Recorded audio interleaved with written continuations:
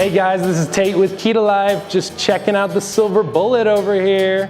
So this is our terpene enhancer. A lot of people use it as a foliar spray, and some even use it as a root drench. 100% soluble product. This terpene enhancer is made of sulfur.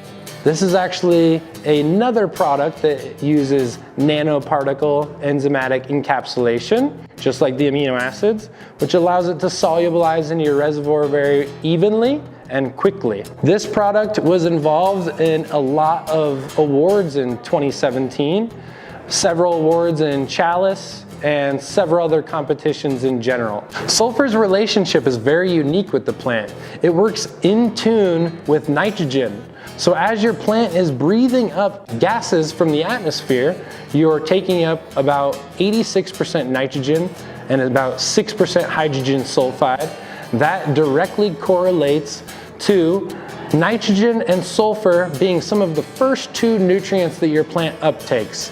What we've seen is if your sulfur relationship is not correct with nitrogen, calcium and magnesium deficiencies will be a lot more prevalent.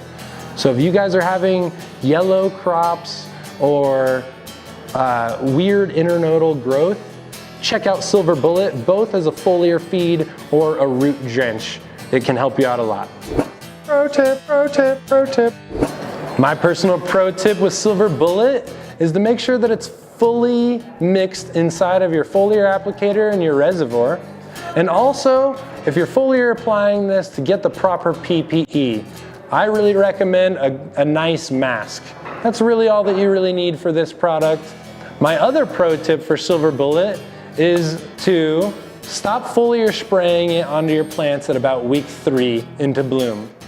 You can continue to root drench it later than this, but even root drenching, I really wouldn't go past week 4 to 5 at most.